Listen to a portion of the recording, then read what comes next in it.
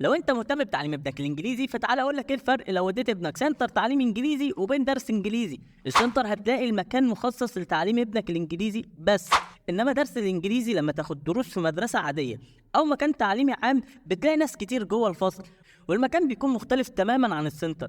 في السنتر هتلاقي مجموعات صغيره وده بيدي فرصه للاهتمام بكل طالب، انما في الدرس المجموعات كبيره وما بقاش فيها اهتمام بالطلاب والدنيا بايظه. انما السنتر بقى بيوفر لك ماده علميه دسمه مخصصه وحديثه بتساعد ابنك بشكل كبير، انما في الدرس بيعتمد على المناهج المدرسيه والمناهج العامه اللي مش بتعمل له حاجه جديده غير الحفظ.